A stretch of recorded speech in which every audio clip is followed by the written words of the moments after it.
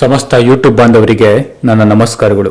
ವೀಕ್ಷಕರೇ, ಇವತ್ತಿನ ಈ ಒಂದು ಸಂಚಿಕೆಯಲ್ಲಿ ನಾನು ನಿಮಗೆ ಸ್ತ್ರೀ ವಶೀಕರಣ ಮತ್ತು ಪುರುಷ ವಶೀಕರಣವನ್ನು ನಿಮಗೆ ಮಾಡೋದು ಹೇಗಂತ ತಿಳಿಸ್ಕೊಡ್ತಾ ಇದ್ದೀನಿ. ವೀಕ್ಷಕರೇ, ಇದು ಸಂಮೋಹಿನಿಯ ಒಂದು ಸ್ತ್ರೀ ಮತ್ತು ಪುರುಷ ವಶೀಕರಣ ಅಂತ ಕರೀತಾರೆ. ವೀಕ್ಷಕರೇ, ಸಂಮೋಹಿನಿಯ ಒಂದು ಸ್ತ್ರೀ ಮತ್ತು ಪುರುಷ ವಶೀಕರಣ ಅಂದರೆ ತುಂಬ ದೊಡ್ಡದಾಗಿ ಮಾಡುವಂಥದ್ದು ವೀಕ್ಷಕರೇ. ಹಾಗೂ ಇದನ್ನು ಮಾಡಲು ಬೇಕಾಗುವಂತಹ ಒಂದು ಸಮಯ ಅಮಾವಾಸ್ಯೆ ಮತ್ತು ಹುಣ್ಣಿಮೆಯ ದಿನ ಮಾತ್ರ ಮಾಡುವಂಥ ಸಮಯ. ಇದು ಮೇನಾಗಿ ಅಮಾವಾಸ್ಯೆ ದಿನ ಮಾಡಿದರೆ ನಿಮಗೆ ತುಂಬ ದೊಡ್ಡ ಮಟ್ಟಿಗೆ ಲಾಭ ಸಿಗ್ತದೆ. ಹುಣ್ಣಿಮೆಯಲ್ಲಿ ಮಾಡಿದರೆ ಸಿಗುತ್ತೆ, ಆದರೆ ಸ್ವಲ್ಪ ಲೇಟ್ ಆಗುತ್ತೆ. ಅದೇ ಅಮಾವಾಸ್ಯೆ ದಿನ ಮಾಡಿದರೆ ಕೇವಲ 1 ಅಥವಾ 1.5 ದಿನದಲ್ಲಿ, 2 ಅಲ್ಲ 1 ಅಥವಾ 1.5 ದಿನದಲ್ಲಿ ನಿಮಗೆ ರಿಸಲ್ಟ್ ಸಿಗುವಂಥದ್ದು. ಹಾಗೂ ಇದನ್ನು ಮಾಡಬೇಕಾದ್ರೆ ನೀವು ತುಂಬ ಶ್ರದ್ಧೆಯಿಂದ ಮಾಡಬೇಕಾಗ್ತದೆ. ಆದರೆ ಯಾರ ಹತ್ರನೂ ಕೂಡ ಇದನ್ನು ನೀವು ಹೇಳುವಂತಿಲ್ಲ. ಇದನ್ನು ಮಾಡಬೇಕಾದ್ರೆ ಯಾರ ಹತ್ರನೂ ಹೇಳಬೇಕಂತಿಲ್ಲ.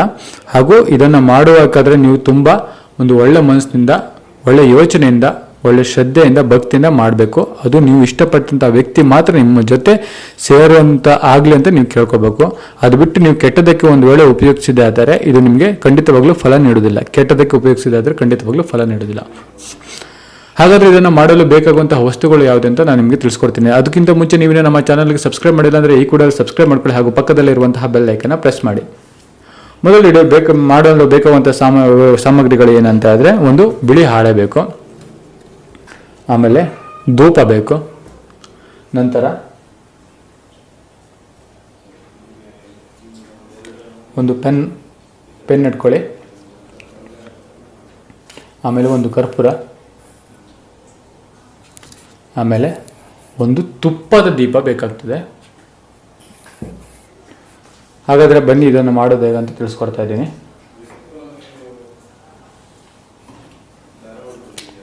ಮೊದಲನೇದಾಗಿ ನೀವು ಕೋನ್ ಹಾಕೋ.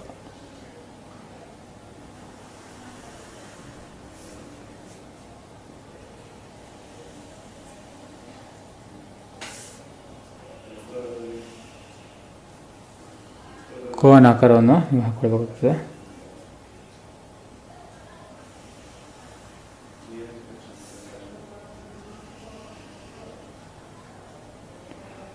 ಥರ ಚೌಕ ಹಾಕೊಂಡ್ಬಿಟ್ಟು ಮಧ್ಯದಲ್ಲಿ ವೃತ್ತವನ್ನು ಎಳಿಬೇಕಾಗ್ತದೆ. ನಂತರ ತ್ರಿಶೂಲ, ತ್ರಿಶೂಲ, ತ್ರಿಶೂಲ,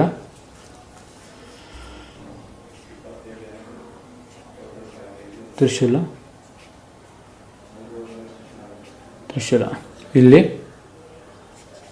ಕಾತ್ಯಾಯಿನಿ, ಮೋಹಿನಿ,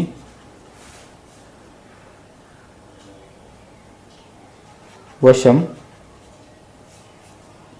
ಕ್ರೀಮ್ ಅಂತ ಹೇಳಿ ಬರ್ಕೋಬೇಕು. ಇಲ್ಲಿ ಯಾರನ್ನ ವಶೀಕರಣ ಮಾಡ್ತಿರಲ್ಲ, ಹುಡುಗನ ಹುಡುಗಿನ, ಹುಡುಗಿ ಆದರೆ ವಾಣಿ ಅಂತ ಒಂದು ಹೆಸರು, ಉದಾಹರಣೆ ಒಂದು ಹೆಸರು ತಗೊತೀನಿ, ವಾಣಿ. ಹುಡುಗ ಆದರೆ ಚಂದ್ರು, ಚಂದ್ರ ಅಂತ ಸುಮ್ಮನೆ ಒಂದು ಉದಾಹರಣೆಗೆ ಹೆಸರು ತಗೋತೀನಿ. ಇಲ್ಲಿ ಚಂದ್ರು ಅಂತ ಬರೀಬೇಕು. ಚಂದ್ರು ಅಂತ ಬರೆದಿದ ನಂತರ ಬರೆದಿದ ನಂತರ ಮಾಡಬೇಕಂದ್ರೆ ದೀಪವನ್ನು ತೆಗೆದುಕೊಂಡು ಈ ಮಧ್ಯದಲ್ಲಿ ಇಡಬೇಕಾಗ್ತದೆ.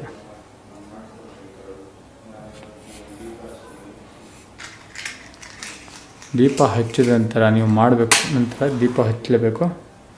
ಈ ರೀತಿಯಾಗಿ ನೀವು ದೀಪ ಹಚ್ಚಿದ ನಂತರ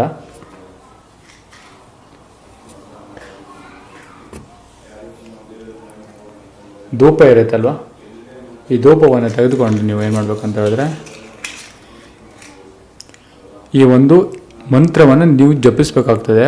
ಅದು ಎಷ್ಟು ಬಾರಿ ಅಂದರೆ 121 ಬಾರಿ, 121 ಬಾರಿ ನೀವು ಪಠಿಸಬೇಕಾಗ್ತದೆ. ಈ ಒಂದು ಮಂತ್ರವನ್ನು ಹೇಳಬೇಕಾಗ್ತದೆ. ಅದು ಮಂತ್ರ ಯಾವುದಂತ ನಾನು ನಿಮಗೆ ಮೊದಲನೇ ಹೇಳ್ತೀನಿ. ಓಂ ಭಗವತಿಯೇ ಕುರುಂ ಸರ್ವಜನಂ ವಶಂ ಕಾತ್ಯಾಯಿನಿಯೇ ಶೀಘ್ರ ವಶಂ ಪಟ್ ಸ್ವಾಹ. ಇನ್ನೊಂದ್ಸಲ ಹೇಳ್ಕೊಳ್ತೀನಿ ವೀಕ್ಷಕರ ನೋಡಿ.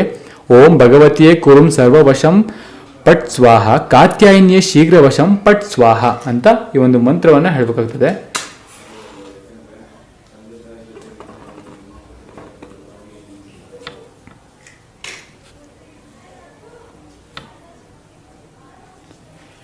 ಇಲ್ಲಿ ಕರ್ಪೂರ ಹಚ್ಚಿದ ನಂತರ ಇದರಲ್ಲಿ ಧೂಪದ ರೀತಿಯಲ್ಲಿ ಆ ಹೊಗೆಯನ್ನು ಬರ್ತದೆ ವೀಕ್ಷಕರೇ. ಆ ಹೊಗೆಯನ್ನು ನೀವೇನು ಮಾಡಬೇಕಂದ್ರೆ, ಈ ರೀತಿಯಾಗಿ ನೀವು ಈ ಒಂದು ಮಂಡಲ ಇದೆಯಲ್ಲ, ಮಂಡಲದ ಸುತ್ತ ನೀವು ಎಷ್ಟು ಬಾರಿ ಅಂದರೆ 21 ಬಾರಿ, 121 ಬಾರಿ ನೀವು ಮಂತ್ರ ಹೇಳಬೇಕು, 21 ಬಾರಿ ನೀವು ಈ ಥರ ಸುಳಿಬೇಕಾಗ್ತದೆ. ಅದು ಯಾವ ಥರ ಅಂದರೆ ನಿಮಗೆ ತೋರಿಸ್ಕೊಡ್ತಾ ಇದ್ದೀನಿ ಒಂದು ನಿಮಿಷ.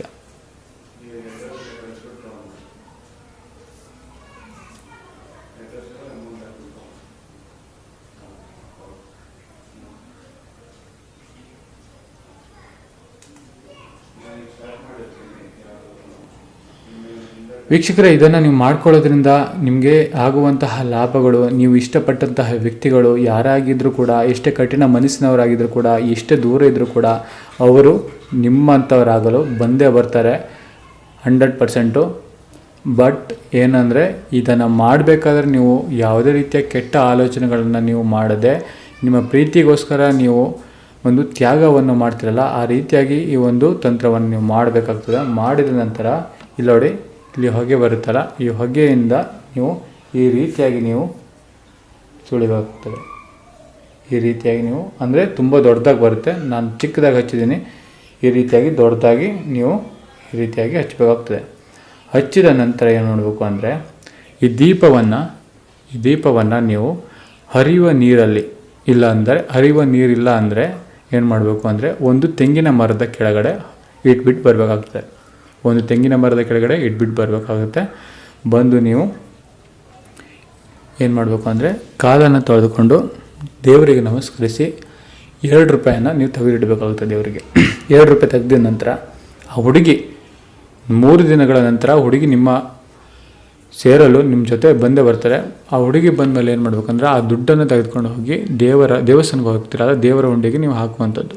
ಹಾಕಿದ ನಂತರ ನಿಮ್ಮ ಪ್ರೀತಿ ಯಾವಾಗಲೂ ನಿಮ್ಮ ಜೊತೆನೇ ಇರುತ್ತೆ, ಮತ್ತೆ ಎಂದಿಗೂ ನಿಮ್ಮನ್ನು ಬಿಟ್ಟು ಹೋಗೋದಿಲ್ಲ. ವೀಕ್ಷಕರೇ, ಒಂದು ವೇಳೆ ಇದನ್ನು ಮಾಡಲು ನಿಮ್ಮಲ್ಲಿ ಸಾಧ್ಯ ಆಗ್ತಿಲ್ಲ ಅಂತ ಹೇಳಿದ್ರೆ ಚಿಂತೆ ಪಡೋ ಅವಶ್ಯಕತೆ ಇಲ್ಲ. ಸ್ಕ್ರೀನ್ ಮೇಲೆ ನಮ್ಮ ನಂಬರ್ ಬರ್ತಿದೆ, ಯಾವ ಬೇಕಾದ್ರೂ ಕಾಲ್ ಮಾಡ್ಬೋದು. ನಿಮ್ಮ ಯಾವುದೇ ಒಂದು ಕಠಿಣ ಸಮಸ್ಯೆಗಳಿದ್ದರೂ ಶಾಶ್ವತ ಪರಿಹಾರವನ್ನು ನಾವು ಮಾಡಿಕೊಡ್ತೇವೆ. ಎಲ್ಲರಿಗೂ ನಮಸ್ಕಾರ.